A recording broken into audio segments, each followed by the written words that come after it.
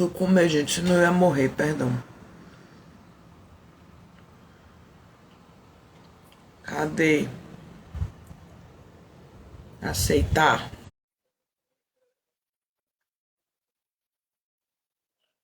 Deu certo?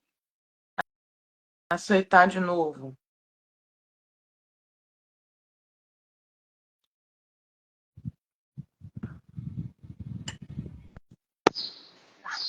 Agora foi. Tá me vendo? Agora Bom mesmo, dia. agora tá certinho. Bom Eu dia fui a todo comer mundo. pra passar fome. Ah, mas eu também tava comendo, eu tava com minhas bolachinhas aqui do lado. Aqui é meu café da manhã é bem nordestina. Cuscuz com ovo e queijo coalho. Nossa, gente, eu não consigo comer isso, sabia? Cuscuz de manhã. Pra mim não dá, é impossível. Hum, mas não é aquela nojeira que o pessoal faz em São Paulo, não. É cuscuz mesmo Não, de não. verdade. Não, é só cuscuz, o flocão mesmo, só cuscuz. Não consigo. Nossa, Eu acho muito pesado. Eu gosto de comer no almoço, mas de café da manhã não vai de jeito nenhum. E aí, tem que como é que passar você uns tempos está? no Nordeste. Não, meu negócio é um pão. É um pão com queijo, é isso que eu gosto. E aí, como Eu é não que piro você está? muito em pão, sabia? Hã? Eu não piro muito em pão. Nossa, eu sou doida por pão. Eu amo pão. Minha mãe é enlouquecida por pão. Se depender dela, tudo é pão. Tudo que sobra de comida, ela quer botar dentro do pão para comer. Macarrão com pão. Ai, não, macarrão com pão não. Não, se duvidar, ela come. Minha mãe é louca do pão, total. Não, macarrão com pão aí pegou pesado aí. Eu estava falando aqui que essa semana teve muitos temas. E caiu minha faca, fiquei sem faca. Tudo bem. Rolaram muitos temas essa semana, mas o que eu mais vi o povo falar foi de Olimpíadas mesmo, né? O Brasil para. Realmente, essa semana rolou muita coisa, né? Temos os BOs da Olimpíada, temos o caso da atleta que está passando pelo processo da guarda, tivemos a atleta que foi expulsa, né? Tava passeando e ela não podia, foi E postou expulsa. stories passeando Tipo, quando não podia. pois é, temos esse BO, temos o BO da judoca lá de judô, né, da brasileira com a japonesa, que também rendeu muito essa semana. As Olimpíadas estão sendo um prato cheio e muitas coisas acontecendo. Eu queria comentar um vídeo que me deixou muito impressionada, que foi a judoca japonesa quando perdeu a competição, ela chorando assim, copiosamente, soluçando, o desespero, a autocobrança que esses atletas. Todos têm muita cobrança, né? Mas a gente vê que o Japão o negócio é diferenciado mesmo. Competidores Por exemplo, asiáticos, em geral, em especial os japoneses, a gente vê um negócio assim que a autocobrança que eles têm é nítida, é um negócio que me é muito mobiliza. ruim. Sim, sim, é uma coisa que chega a um nível muito extremo mesmo. Né? É bem complicado mesmo. A gente vê isso culturalmente, tanto que a gente tem uma taxa de suicídio em países ali asiáticos, Japão, Coreia, China, enfim, é muito alta. Né? Eu diria que isso no Japão o Japão é o mais famoso, eu tenho a impressão, nesse assunto, né? O que as pessoas mais sabem sobre essa questão, essa taxa de suicídio muito alta. Lá tem lugares lá, gente, que são muito conhecidos, porque são lugares que as pessoas vão para ir lá e, né, enfim, colocar fim à própria vida. É muito complicado lá essa questão da competição entre eles e sempre tem que ser o melhor. Né? É uma coisa bem doentia mesmo. Muito triste. Estava pensando, você falando isso, e eu estava pensando que uma coisa que é muito comum na clínica é a pessoa dizer que quer ser boa, que quer ser melhor. E eu sempre pergunto, em relação a quê? Boa em relação a quê? Melhor em relação a quê? Qual é a referência? E aí, quando a gente pensa em Olimpíadas, a referência é os melhores do mundo. Quer ser o melhor entre os melhores absolutos. Olha o tamanho desse desafio. É um peso muito grande mesmo. Eu A gente já falando de vi um pessoas que sobrevivem disso, né? Elas respiram isso. É isso que elas fazem da vida. É muito, muito complicado. eu vi um comentário em algum lugar, não me lembro se foi Instagram, Twitter, enfim, Twitter, agora mudou de nome, que era assim, sobre as Olimpíadas, teve um rapaz, agora eu não me lembro a modalidade, o pessoal vai saber, que ganhou uma medalha de prata e pediu desculpa por não ter levado ouro. Eu não lembro um brasileiro, que ele pede desculpa por não ter levado ouro. E E aí o comentário dizia, pô, o cara só do cara tá na Olimpíada, quer dizer que ele é entre os melhores do mundo, sabe? E a gente não tá dando o devido valor e o devido incentivo a esses atletas, cobrando que o cara não foi mais do que. Sendo que o cara já foi uma medalha de prata olímpica, sabe? Só para chegar Ele é até lá já considerado, não é nesse qualquer momento, o coisa. segundo melhor do mundo, mas não é suficiente. Só para as pessoas estarem lá competindo já é um grande feito. Sim, sim. E é uma cobrança que eu acho que ela nunca vai ter fim. Porque a Sim. cada Olimpíada que nós vemos novos recordes sendo quebrados, novas pontuações alcançadas cada vez mais altas, e a gente vê esses atletas fazendo coisas cada vez mais assim, surreais, e pra gente é totalmente fora da realidade. Então, cada Olimpíada, cada qualquer situação, evento desse tipo, a gente já vai esperando, né, o que vai ser esse ano, qual vai ser o grande recorde desse ano, né, e quem vai ser o melhor desse ano. Então, é uma vida pressionada sempre, sempre, sempre, mesmo fora desses eventos, a pressão continua. De todos os temas em relação à Olimpíada, que mais me chamou a atenção essa semana foi essa situação da mãe. Ela é uma atleta maratonista, corre, viu? A mulher corre, corre, corre. Se preparou horrores, treinou horrores, foi lá para competir. Ela tem um filho, está no processo de divórcio e o marido está pressionando ela nesse processo. E uma das coisas é tentar ter a guarda do filho, porque, segundo ele, o que está sendo ajuntado no processo, é o que dizem, né, as notícias, de que cada vez que ela viaja, ele anexa isso no processo para mostrar o quanto ela é negligente com os filhos, com as crianças, que ela, um filho só, eu acho. O quanto ela é negligente, ela não está presente, ela não tem capacidade de ser mãe, porque ela é uma atleta olímpica. Pesado, pesado. E me lembra Eu muito o caso que a gente escolheu para discutir essa semana, que não é sobre Olimpíadas, na verdade. Não é nem exatamente sobre esportes, mas está ali do lado. Mas é sobre mulheres. Eu sou Silvana Machado, sou psicóloga gestalterapeuta, atendo online adultos. Você consegue ver um pouco mais sobre o meu trabalho aqui no Instagram, você pode ver no feed.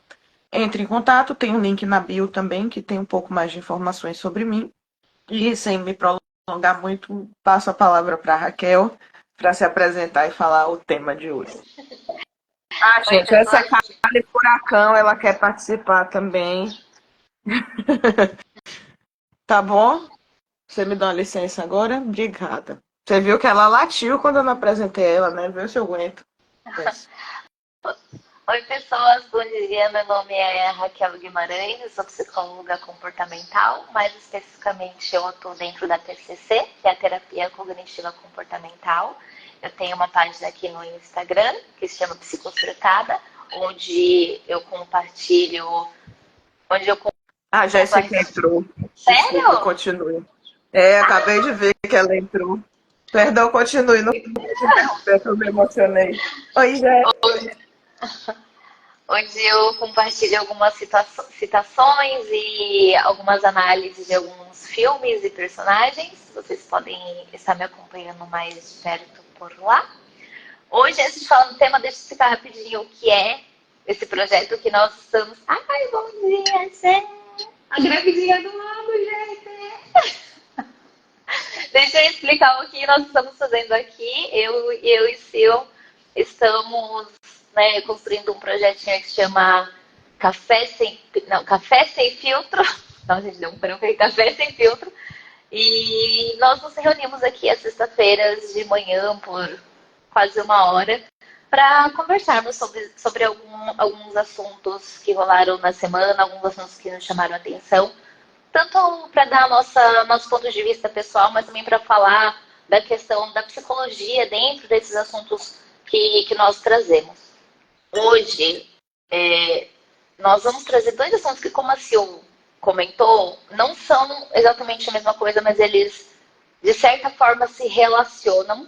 Nós temos essa questão dessa atleta, né, passando por esse processo aí, de estar sendo acusada de abandono parental. Gente, eu até abri aqui a postagem que a Sil me mandou, porque eu queria realmente dizer que é surreal. Ela está sendo acusada de abandono parental ao viajar para disputar as Olimpíadas, tá? É essa situação dessa atleta. O marido está usando isso contra ela, mas enfim. Absurdo, né? Temos essa... gente? É absurdo isso. Ridículo, né, gente? Porque tem o próprio post que é da Jandira Fegali, talvez eu esteja pronunciando errado, mas o post é dela. Ela traz o questionamento: e jogador de futebol para a Copa do Mundo? Será que eles também são, né, são acusados desse tipo de coisa? Ou os filhos que eles fazem vão deixando para trás? Provavelmente não, né? Mas enfim, temos esse caso e também teve um outro caso que chamou muito a nossa atenção. Segura um pouquinho, é só um parêntese. Você já viu alguma vez na história da humanidade um homem ser cobrado por isso? E aí, ó, ponto importante. Em que momento vocês viram o homem sendo cobrado, né, para criar filho? Também não existe isso, né, Não gente? sei se Mas falar que não existe, mas eu nunca vi. nunca ouvi falar. nunca vi também, mas falar que a mulher tá abandonando a filha para ir para a Olimpíada, isso todo mundo, né? Todo mundo não, né? A pessoa tem a cara de pau de fazer isso, mas enfim, assuntos revoltantes que, né, dá um nervosinho por dentro, mas deixa eu falar do outro caso que também nos chamou muita atenção essa semana. Não sei se é uma trend, o que é, mas eu particularmente tinha visto no meu Insta algumas vezes algumas contas reagindo a outras contas de esposas de mulheres que são casadas e normalmente elas possuem uma base religiosa muito forte e elas pregam uma vida na internet, aquela coisa bem tradicional, da mulher que cuida do homem, que cuida da casa, que não trabalha, que é dependente, etc. E Treadway. Isso, essa mesmo. Não tá lembrando o nome, era isso. E nessas páginas, eu não vou falar que elas pregam, porque eu não acompanho essas páginas, eu nunca parei para ver o que elas falam ou não, mas nas páginas elas passam uma imagem de vida perfeita, de que tudo é muito lindo, tudo é só flores, né? Aquela vida perfeita, eu sou feliz assim, e etc. E aí, essa semana, tivemos um babado bem forte que... Antes de chegar nessa semana, eu já vi alguma coisa desses conteúdos, sim. E basicamente é como a gente deveria voltar a ser mulheres caseiras, belas, recatadas e do lar, como é maravilhoso você servir ao marido, como é uma vida excelente, e ensinando coisas do dia a dia. Como, por exemplo, como você fazer o pão a partir do grão de trigo, todos os dias para as crianças. Como você fazer a massa.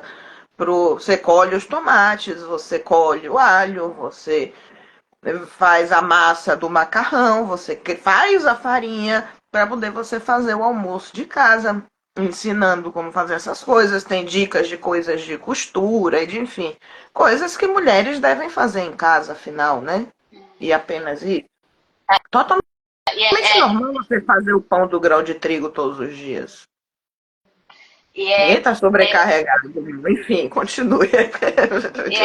É exatamente isso, essa frase que você trouxe que eu achei muito interessante. Coisas que mulheres devem fazer. Não é necessariamente, tá dividindo as tarefas com o marido. Não. Coisas que mulheres devem fazer, tá? Queria É, acrescentar um e, comentário da Jéssica aqui, que não existe o homem criador de filho, mas provedor do lar. Te volto um pouquinho nele mais pra frente, mas eu achei que era importante pontuar.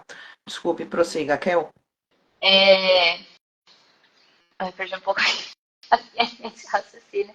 Esqueci o que eu ia falar. Não é coisa Mas, que as mulheres devem fazer tarefas divididas, mas são funções da mulher dentro do lar e do relacionamento. é, em alguns conteúdos eu já vi, inclusive, essas mulheres que postam esse tipo de conteúdo atacar o feminismo, que nitidamente essas mulheres nem sabem o que é feminismo, porque, gente, acho que é ridículo, mas a gente precisa continuar falando diariamente que feminismo não está falando que mulher tem que ser de uma forma ou tem que ser de outra forma, não. O feminismo está falando que as mulheres devem ser livres para ser o que elas quiserem. Se você está feliz e vivendo uma vida boa, sendo submissa ao teu marido, seja feliz então e seja submissa ao teu marido. Se você não quer ter essa vida e quer trabalhar e ter suas coisas, seu dinheiro, então vá atrás das suas coisas e tenha seu dinheiro. Isso é feminismo, tá bom? É ridículo, mas você tem que continuar diariamente porque as pessoas elas preferem ainda entender que feminismo é ditadura falando que você, mulher, não pode aceitar coisas de homem, etc. E não é exatamente isso, tá? Eu Não é acho bem que assim. poderia ser, viu? Mas não é, gente. A essa altura do campeonato, eu acho que a gente devia seguir por um caminho assim mesmo. Mas enfim. Enfim, escolhas de cada um. Feminismo é isso, gente. Cada mulher vai escolher o que quer. Se tá feliz sendo submissa, seja feliz sendo submissa, gente. Ninguém vai te tirar força disso, não. A não ser que você esteja sofrendo abuso. Aí a gente tá falando de outro cenário. Mas se você está feliz na sua vida submissa, seja submissa. Se você não está feliz, então vá ser feliz fora desse universo submissa, de submissão também. Isso é feminismo, tá? Isso é O mais importante. importante é que todas as mulheres tenham meios para sair dessa situação, caso seja essa a escolha delas. Uhum. Da mesma forma como a gente fala, por exemplo, de legalização do aborto, quer dizer que todas as mulheres vão ser obrigadas a abortar? Não, quer dizer que as que quiserem, as que optarem por isso, e as que tiverem essa necessidade, o farão de maneira segura. Da mesma Uhum. forma, se a mulher vive uma vida onde ela é submissa ao marido. E aí a gente entra em questões filosóficas de questionar o quanto ela é de fato feliz e o quanto ela vive um sistema ali de opressão que faz com que ela, que a gente vai chamar de uma coisa muito parecida com síndrome de Estocolmo ali que vive. Aí tem outras camadas em relação a isso. Mas o mais importante é que ela tenha meios para sair dessa situação, caso essa seja a escolha.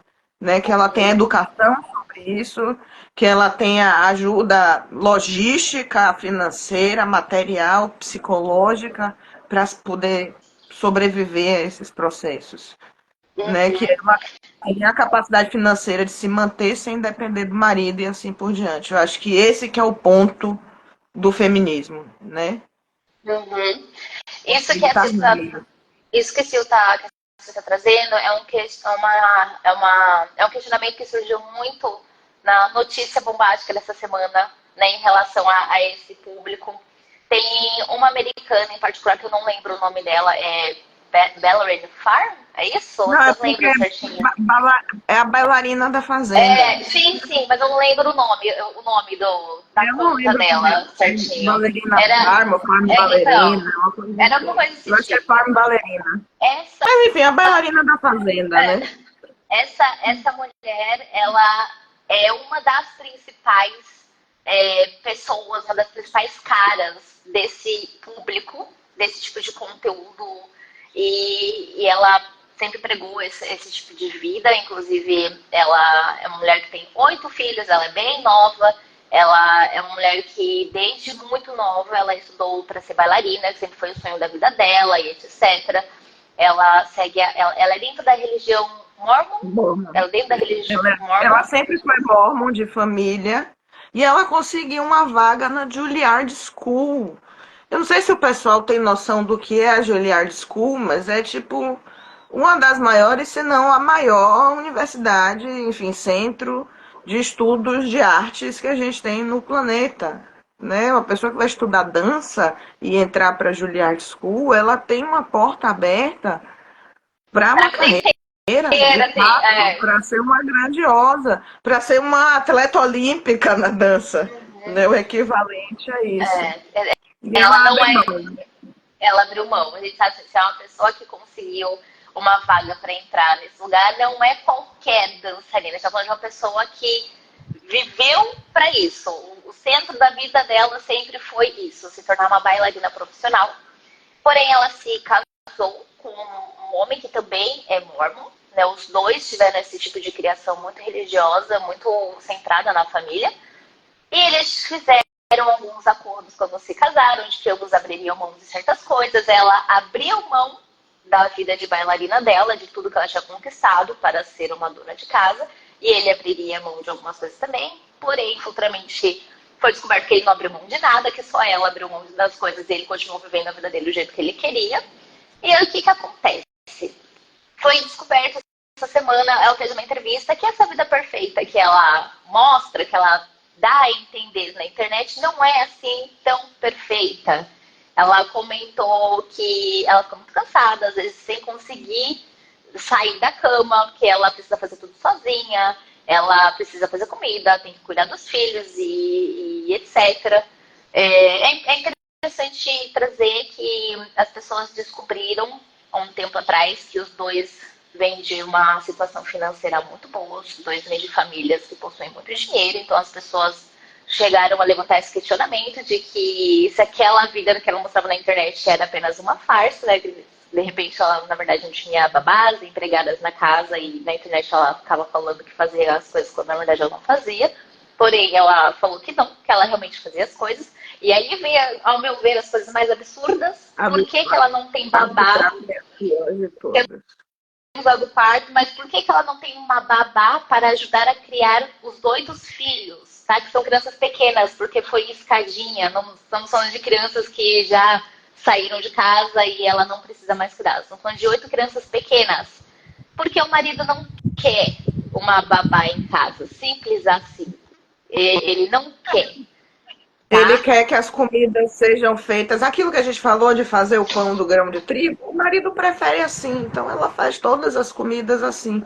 Tudo que é feito em casa é feito do rascunho, é feito da matéria-prima, porque o marido prefere comer dessa forma, prefere que seja dessa forma. E aí, para mim, é que é só, vamos chamar de a cereja no topo, é que no parto desses 8 filhos, só um ela pôde tomar remédio analgésico para fazer o parto, porque o marido não estava lá. Ela pariu sozinha.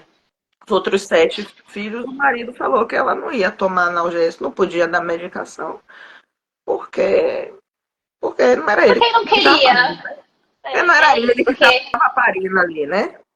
era isso, porque ele decidiu que não queria, entendeu? E foi isso.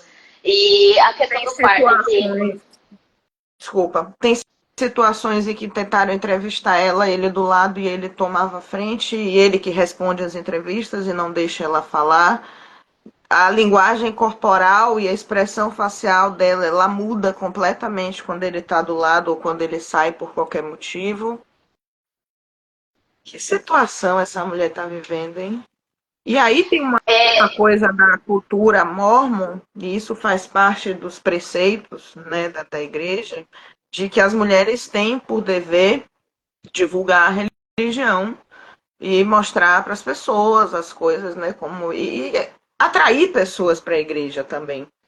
E muitas dessas mulheres são influenciadas, são estimuladas, incentivadas a serem influenciadoras, a criar conteúdo para redes como TikTok, Instagram, etc. E aí, nesse processo, surge essa situação.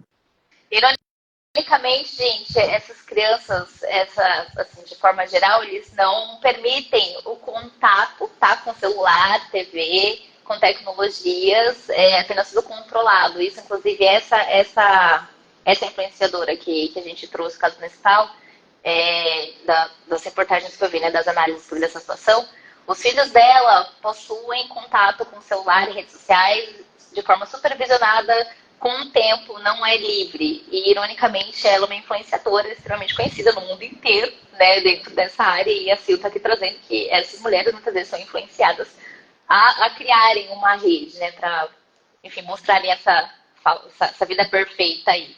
Porém, essa relação com tecnologia não é assim tão liberada ali dentro. Tem uma coisa que eu queria comentar que eu acho muito triste, em particular o que eu acho muito triste dentro dessa situação, que tem a ver com o que a Sil trouxe. Tem um vídeo que eu assisti, gente, de um canal que se chama Vitória, que é uma menina que eu amo o canal dela, ela traz várias reflexões sobre vários assuntos e ela fez uma análise desse caso, que ela fala da questão da doutrina, porque dentro dessa entrevista, essa mulher, ela fala que apesar dessa vida não ser a vida que ela sonhou, ela não queria abrir mão das coisas, ela não queria ser essa dona de casa, mas ela não mudaria isso, ela não deixaria isso para trás.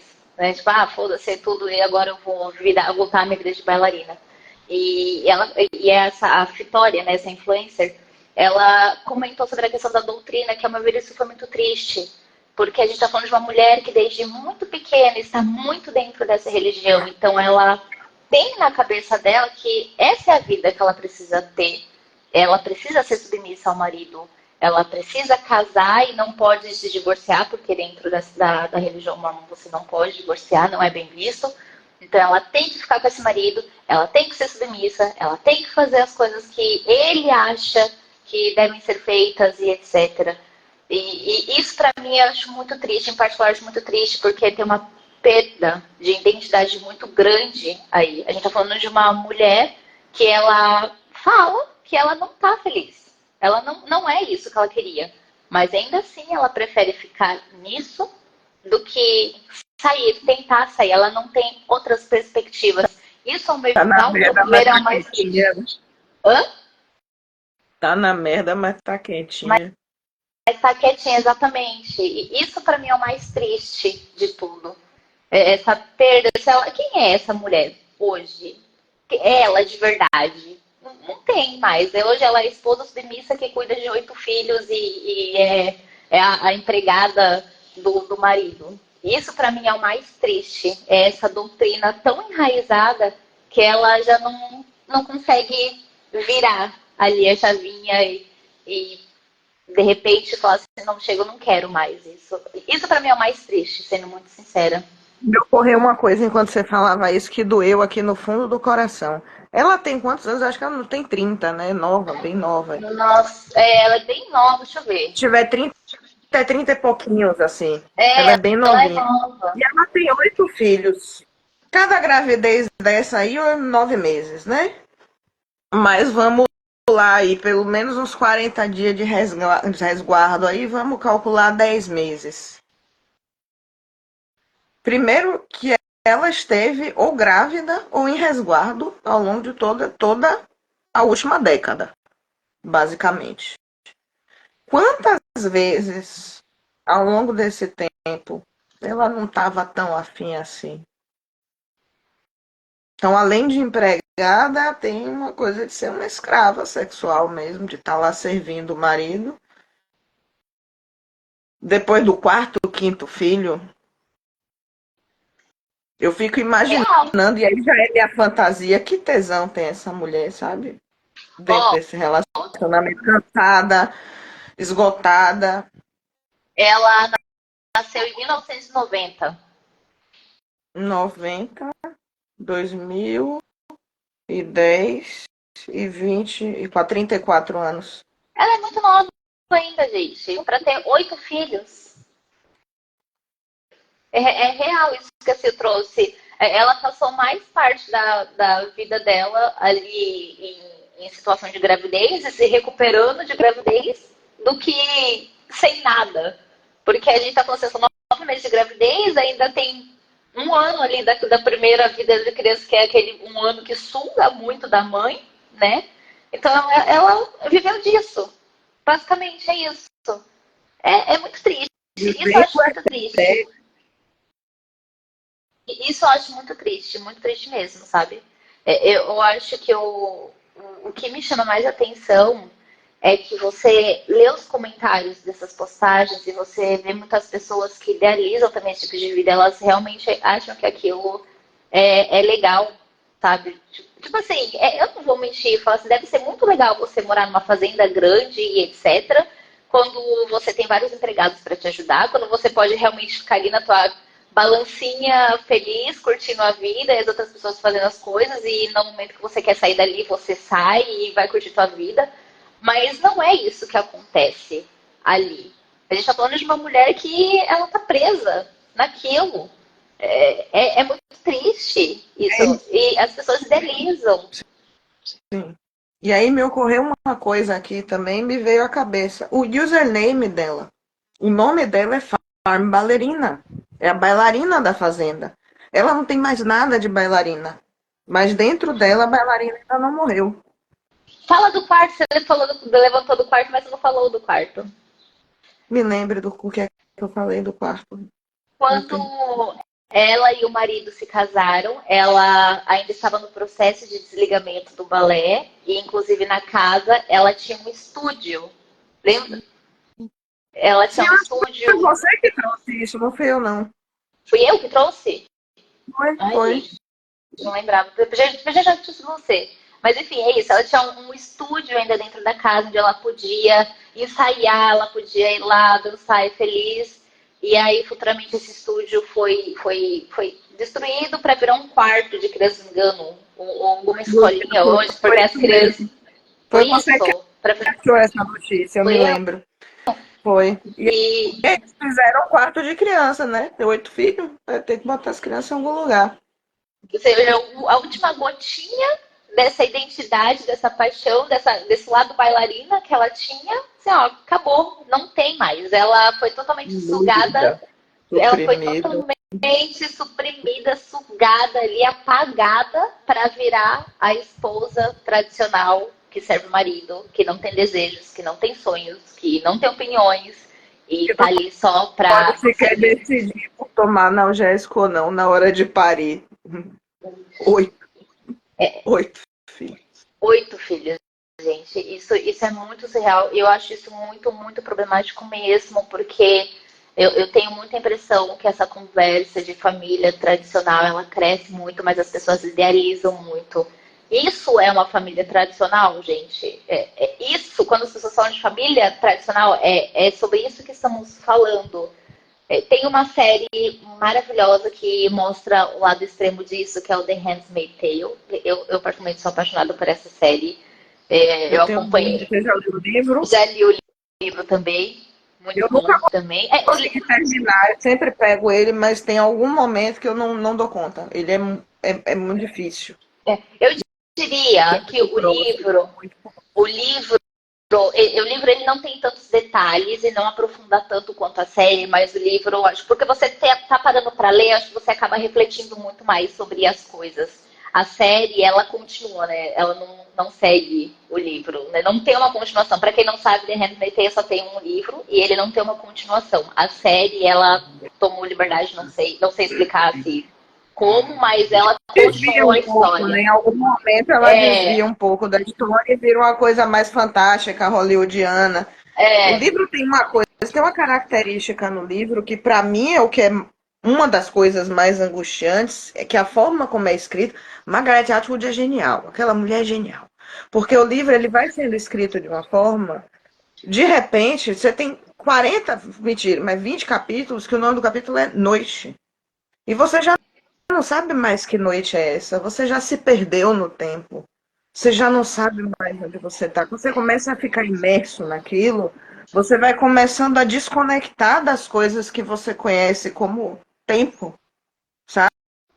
A noção das coisas, porque você entra naquela história e você começa a se sentir no lugar de June, no lugar daquelas aias. Você vê o quanto isso está próximo. Você imagina o que eu ia fazer para fugir se começasse? Você vê os discursos que deram início ao que está acontecendo, e a gente está vendo esses discursos na mídia o tempo todo. E é desesperador. E você começa a não ter mais noção de tempo, você já não tem mais noção de espaço.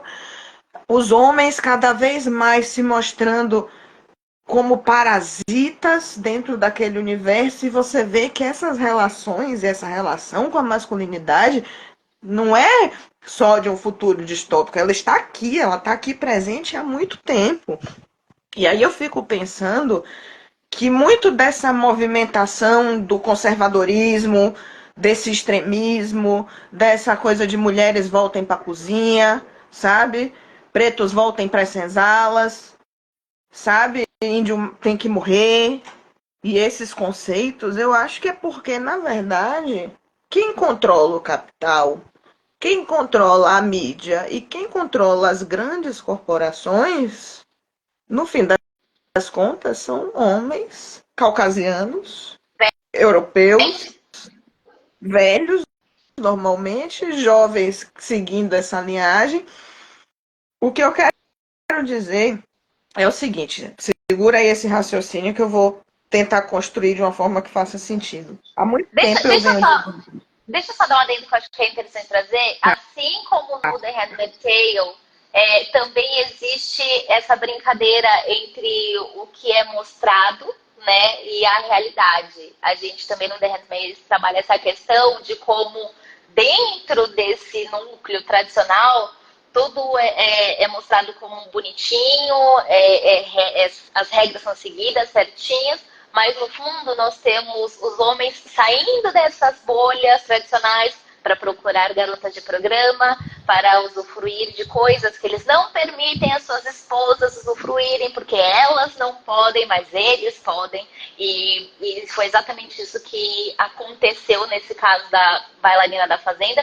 E é isso que nós vemos acontecendo diariamente dentro desses grupos que pregam essa vida tradicional.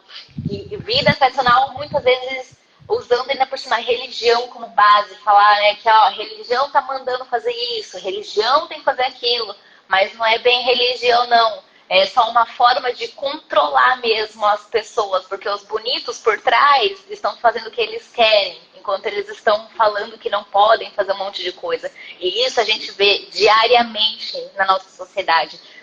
Diariamente. Homens querendo colocar regras, falar o que mulheres podem ou não fazer, mas por trás dos panos, ali atrás das cortinas, eles estão fazendo coisas, né, que os bonitos ficam julgando muito piores, né? Então, The Handmaid brinca muito com essas perspectivas e é algo que a gente vive hoje, diariamente. The Handmaid's Tale, quando saiu, ela foi muito criticada, porque as pessoas falavam o quão bizarra ela era, o quão fora da realidade ela era, assim, uma realidade impossível, mas verdade seja dita, quanto mais a gente vai caçando, vai vendo a fundo as coisas, a gente percebe que ela não é uma realidade assim tão impossível e nem tão distante quanto a gente imagina. É só permitir, dá um pouquinho de liberdade para você ver se aquilo não vira a realidade.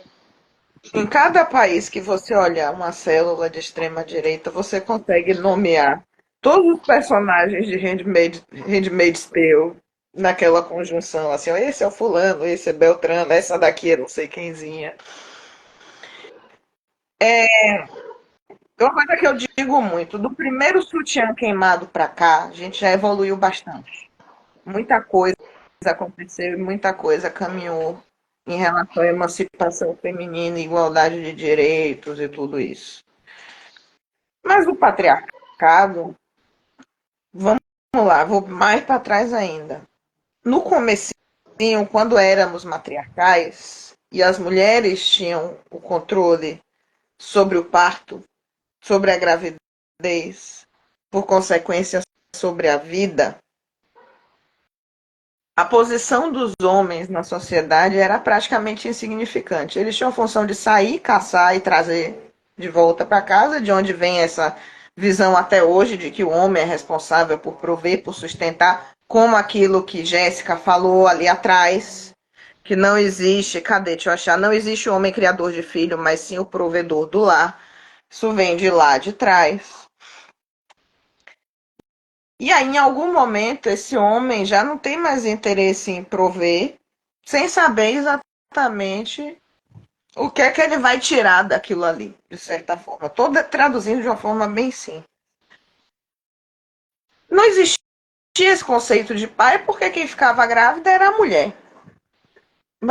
Mas os homens começam a criar o conceito de posse, de propriedade privada. E se cria esse conceito de herança. E aí se cria o conceito de pai. Para que haja um conceito de filho, exista um herdeiro. Tá fazendo sentido até aí? Eu estou contando a história de uma forma muito resumida e bem, né? Se cria o patriarcado a partir daí como uma forma dos homens de exercerem controle sobre as mulheres que eles absolutamente não tinham. A partir daí, a sociedade passa a ser patriarcal, a cultura passa a ser patriarcal, a religião passa a ser patriarcal. Tem-se a ideia de um Deus homem supremo que todos devem obedecer, temer e servir. Ok, vivemos história da humanidade, o negócio foi perdendo a mão, os caras foram ficando cada vez piores, as violências contra as mulheres foram ficando cada vez piores, a um ponto que na Roma antiga o homem se envolvia com a mulher só para procriar, porque mulher era sujo e algo nojento, o amor era de homens entre homens, e é em Roma que surge o cristianismo, o berço do cristianismo, que sai e toma conta do mundo inteiro, a gente tem uma expansão, né, enfim, de conquistar e, na verdade, destruir, suprimir qualquer outra cultura, qualquer outra religião, qualquer outra crença que não fosse essa. Entender tudo isso é muito importante para entender a base do funcionamento da nossa sociedade. Em algum momento, anteontem na história, nessa história toda, é anteontem, não foi nem semana passada, as mulheres começaram a dizer, isso aí não tá legal não tá prestando desse jeito não, vamos mexer nisso aqui. E começa esse movimento de emancipação, que a gente vai falar de mini saia, sutiã queimado, a gente está falando isso na década de 60. Muito recente. Começa essa movimentação, começam a surgir as sufragistas, começam a surgir os movimentos feministas, o feminismo vai se fortalecendo, mais mulheres vão conhecendo isso, ao ponto que chega um ponto extremo, como é o 4B na Coreia, por exemplo. Aquilo que a gente estava falando no começo, você falar feminismo não é isso, eu digo, às vezes eu acho que deveria ser, que é um movimento de mulheres que simplesmente não se envolvem, não se relacionam com homens. Enquanto eles não aprenderem a respeitar mulheres, a gente não vai se relacionar. Se relacionar, namorar, casar, procriar, nada disso. Chega. É isso? Então a gente vai retomar esse controle. É isso que prega esse movimento. Ou seja, a gente chegou nesse extremo aí. Só que o patriarcado não ia deixar isso passar barato. Não vai deixar a gente se emancipar assim. Não é interessante. Nada do que foi conquistado a pulso vai ser devolvido de bom grado, de boa vontade. Os homens não vão dizer, ó, tem razão, a gente é malvado com as mulheres, vamos ser legal. Isso não vai acontecer. O que eu vejo é que esse sistema está com os dias contados. E aí eu falo dias contados nessa perspectiva de que centenas e milhares de anos são necessários aí para esse processo, mas dentro da história da humanidade e do planeta é um espaço ínfimo de tempo. Eu acredito que o capitalismo e o patriarcado não têm mais como se sustentar. Porque as pessoas não conseguem mais viver nesse sistema. Porque isso destrói as pessoas. Há um ponto que as pessoas estão percebendo o quanto elas estão sendo destruídas e estão se emancipando. Cada geração vem um pouco mais emancipada de dizer, não, esse trabalho é uma porcaria, eles pagam uma mixaria, eu não vou ficar aqui me matando, me lascando para dar dinheiro para o patrão. O discurso do jovem preguiçoso, que na verdade não é o jovem da geração anterior que abria mão de qualquer coisa para trabalhar. É a geração do burnout, né? E aí a gente vê a geração seguinte que já não topa mais isso, e a seguinte que topa menos ainda. Então eu acho que progressivamente a gente vai respondendo isso. A impressão que eu tenho é que esse sistema está passando pela melhora da morte. Quando um paciente terminal de qualquer coisa, às vezes de Alzheimer, às vezes câncer, às vezes, enfim, qualquer coisa, quando ele está perto de morrer, existe um momento, e esse relato é muito, muito incidente em muitos casos, de que a pessoa tem um dia que ela fica melhor, a pessoa recobra a consciência, a pessoa consegue se movimentar, a pessoa vai fazer exercício, vai passear, enfim, a pessoa está no final, o corpo queima aquela última reserva de energia para tentar resistir, mas não dá conta e a pessoa morre. Para mim, é como se o patriarcado e esse conservadorismo tivessem passando por essa melhora da morte. É um momento onde esse conservadorismo cresce, mas ele não se sustenta, porque ele não se sustenta mais, não é mais aceitável. A gente não topa mais isso. Faz sentido? Sim, Fui sim. longe, mas. Não, mas é um discurso real. Eu acho que concordo, acho que a gente tá assim num movimento de falar chega, tipo, em relação ao patriarcado, né, de não vamos aceitar isso. É um processo que leva muito tempo, né, mas assim, com um passinho de formiga a gente consegue, até porque vamos lembrar que a sociedade teve essa dinâmica patriarcal basicamente, sei lá, sua época inteira, sua história inteira até esse momento. Se a gente comparar o momento em que as mulheres começaram a tomar atitudes para falar assim, chega, não vamos mais ficar desse jeito, é muito recente, como você trouxe, tá falando de década de 60, gente. É muito recente, isso é ridículo. Então a gente ainda está num processo de enfrentamento muito, muito forte. E ainda estamos pegando ali aquela geração, ainda assim, antiga, nossos pais, nossos avós, enfim, que ainda estão aqui e que cresceram também muito ainda dentro dessa mentalidade patriarcal. Então ainda é um processo muito novo. A gente acho que está naquele comecinho que é o mais estressante, aquele comecinho que é o que exige mais de ir lá e falar e enfrentar. Né? São passinhos de formiga mesmo. Dentro dessa coisa, dessa sua fala, se eu teve uma coisa que eu acho que é interessante trazer, que dentro dessa luta contra patriarcado, exigir, né, luta pelo respeito, igualdade, etc., eu acho que é interessante a gente trazer como também não é uma luta necessariamente falar assim, o homem também, mas mulheres também, porque também existem mulheres que são machistas, gente. Então, a gente não tá falando de mudar Que uma mentalidade. reproduzem machismo, mas Sim, sim. sim, sim. A gente não está falando apenas de homens, mas é também de mulheres que já estão doutrinadas a aceitar esse tipo de dinâmica. E eu acho que essa é uma luta um pouco mais complicada. Porque o que acontece? Uma coisa é a gente apontar para um homem e falar, olha, historicamente, vocês, pessoas do sexo masculino, oprimiram mulheres.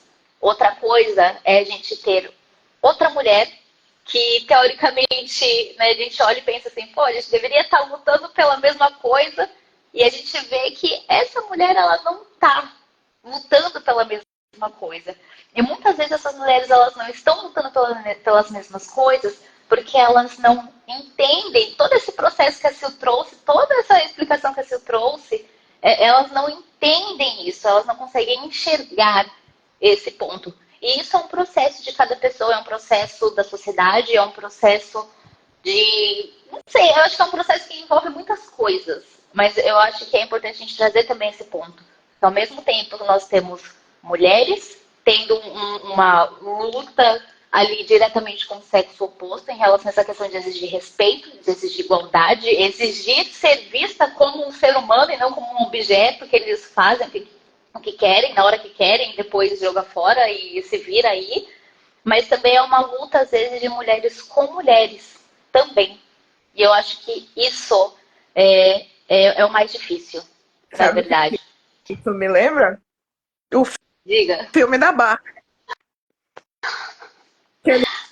O discurso O... final de América Ferreira, e elas vão de uma em uma explicar ali, mostrar, ó, gente, isso aí que tá rolando não tá legal, não faz sentido. Olha como você tá estafada e sobrecarregada, é isso mesmo que você quer? E ela de repente, oh, não era isso que eu queria. É o filme da Exatamente. Barbie. É exatamente esse discurso. Mas aí acho que as pessoas, elas não sei até que ponto elas não estão preparadas, ou elas simplesmente não querem enxergar isso, ou é muito O mais. quanto elas têm medo, E né? o quanto elas têm medo, porque enfrentar também não é fácil. Enfrentar significa você começar a ter questionamentos, fazer perguntas, enfrentar algumas coisas e falar assim, olha, não gosto disso, não vou Uma aceitar cristão de isso. superego aqui dentro da cabeça, como diria Freud, comendo a pessoa no centro ali, dizendo, não, isso aí tudo aí tá erradíssimo. Você aprendeu desde pequena que você tem que sentar de perna cruzada. Você aprendeu É, desde desde pequena que você não pode ter desejo, não pode ter prazer, É um processo interno mas tem também, não é só um que ter processo. disponibilidade ao mesmo tempo. Eu acho que Sim, esse é o processo mais difícil, é o processo sim, interno. com certeza, Uma com vez eu certeza. vi um vídeo no TikTok, um indígena norte-americano, que ele fala assim: é, qual é o que você faz diariamente para combater o racismo? Eu começo. Eu não desvio na calçada quando eu cruzo com uma pessoa branca. E aí eu comecei a prestar atenção. Eu sempre desvio. Quando a gente chega, a gente sempre desvia. E aí eu conscientemente comecei a parar de desviar para homens brancos. Você não tem noção do quanto eu comecei a me esbarrar de lá para cá. E eles ficam putos. Porque eles não entendem o que é que está acontecendo. Porque homem branco não desvia. Uhum. Eu Então, comentei isso com um amigo que é um homem branco e ele nunca percebeu isso. muitas coisas eles não percebem. E aí é uma questão de querer entender, de estar aberto a entender, né? Essa questão de cada um, processo de cada um mesmo. Tem gente que está pronto para lidar com isso e está disposto a lidar, e tem gente que não é o momento, não está pronto para lidar com isso.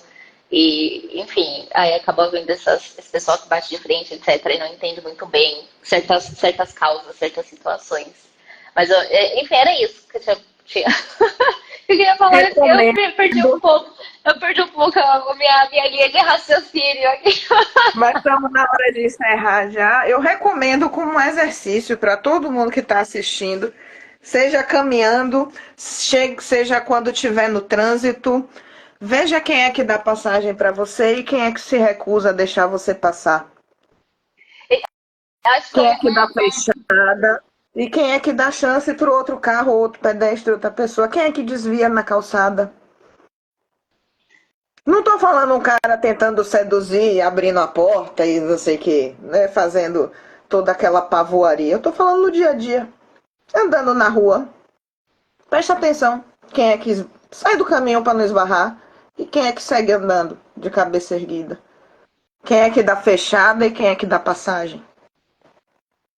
Presta atenção. e uma reflexão que eu acho interessante deixar para as mulheres que assistirem esse vídeo em particular. Reflitam sobre a vida que vocês possuem hoje, principalmente mulheres casadas. O quanto das coisas que vocês fazem dentro de casa, se realmente tivéssemos essa conversa de igualdade, de divisão de tarefas, né, de todo mundo fazer a sua parte, você teria exatamente a vida que você tem hoje ou não? Você estaria tão cansada quanto você está hoje ou não? Será que você teria mais tempo para fazer coisas que você realmente gosta ou não? Eu acho que isso também é uma reflexão bem interessante que está dentro do assunto de hoje. O quanto a sua vida poderia ser diferente se realmente o discurso da igualdade de gênero fosse realmente colocado em prática, né? Você teria que dar conta de tudo, toda hora?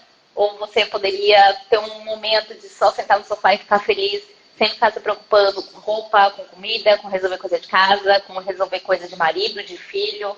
Ter realmente alguém do teu lado que dividiria as coisas contigo. Eu acho que essa é uma reflexão também para as mulheres nesse momento. É importante. Tem parceria na É isso. sua relação? Bem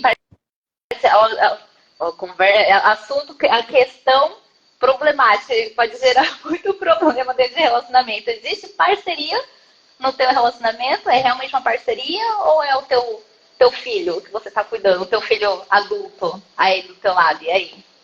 Isso tem tudo a ver com a conversa de hoje, essa questão de tradicionalismo, de família tradicional, de feminismo, de respeito, de igualdade de gênero, enfim. É isso, gente. É uma reflexão muito importante. Muito, muito importante mesmo, que a gente precisa começar a realmente levar um pouco mais a sério. Não é uma briga besta entre guerra de sexos. A gente está falando de realmente o mínimo. Ser vista como uma pessoa, ter respeito, não ser vista como Ser a um segunda cidadão mãe, de direito. ser um cidadão de direito, sabe? Poder fazer as coisas que você quer, não chegar em casa e ainda, além de cuidar de filho, né, para quem tem filhos, tem que cuidar de marido também, tem que resolver as coisas, enquanto tem outra pessoa que deveria ser um adulto funcional do seu lado, mas que não está sendo, enfim. Eu acho que é uma Você é a reflexão. negação de uma, aí você começa a ficar velha, o marido acha uma mais novinha, troca. E E aí aí? você tá desempregada, sem um puto, sem formação, sem nada na vida, Que é o que acontece, com a mão na tá, frente e gente? outra atrás. Acontece, acontece muito, tem milhares de casos assim. E Fica é com o a que mão na frente acontece. e outra atrás. Agora, minha filha, até projeto de lei para tirar essa mulher da herança tem. A viúva começa a não ser mais herdeira necessária. Recomendo entrar no perfil de doutora Miriane Ferreira, que ela está com um movimento forte em relação a isso. A Que gente é tem que isso, lutar muito. gente. Tem que Tem lutar muita luta muito ainda. mesmo. É isso, gente. Reflitam sobre esses pontos que é pertinente a nós mulheres, principalmente. E é uma conversa que acho que tem que ser diária, realmente, porque ainda é uma luta muito forte, não só em relação ao sexo oposto, mas em relação a mulher com mulher mesmo, para entender. Enquanto todas as mulheres não entenderem qual é a posição delas dentro da sociedade, como elas realmente são vistas e como elas realmente são tratadas, as coisas não vão mudar. A É gente não isso. pode ficar baixando a cabeça para certas coisas. A gente precisa começar realmente a se mexer. Não pode permitir que a nossa vida vire um The Handmaid's Tale, porque é bizarro. E é provável, e é bem possível que aquilo aconteça. É isso. É isso. Bora, galera, mulheres, parar de dar espaço para os outros passar na nossa frente. Não dá. Não desviem. É isso, enfrentem. Não desvie. É isso. Beijo. Gostei muito. Hoje a gente foi fundo, hein? Apesar de ter sido até mais rapidinho, mas eu acho que a gente foi em Hoje acho que o lugares assunto importantes. foi um pouco mais sério se comparado com as anteriores, mas é bom. Acho que é importante a gente trazer assim, essas conversas mais sérias. É legal ter conversas mais leves e bobas, assim, para dar risada, para viajar, mas é importante também a gente ter conversa séria, realmente refletir como as Com coisas realmente certeza, são. assuntos leves, tipo aborto, cirurgia plástica, morte por causa de estética, é coisa suave. Ah, mas eu acho que de hoje foi mais. Pra mim, de hoje foi mais pesado, não sei. Eu acho que, apesar de ter falado de coisas né, pesadas também, acho que hoje a conversa ela foi pra um caminho mais sério. Mesmo Eu sei, acho pra que mim foi para um foi caminho isso. mais pessoal, Mas, mais íntimo e mais próximo, talvez. Porque apesar de tudo, as outras situações são coisas que a gente vê, mas não vivenciou na pele. E isso a gente vive na pele todo santo com dia. certeza. Com certeza. É isso, faz sentido. Hoje realmente foi um assunto bem pessoal para nós duas. E é isso, gente. É nossa vida. É por isso. É isso que a gente precisa aguentar diariamente. Precisa lidar diariamente. Talvez por isso tenha sido uma conversa um pouco mais pesada. Porque a gente está falando, no final, falamos de nós mesmos, das nossas experiências, não só das experiências dos outros. É isso. Bora finalizar. Bom fim Beijo. de semana. Beijo. É Você isso aí. também. Tchau, tchau. É.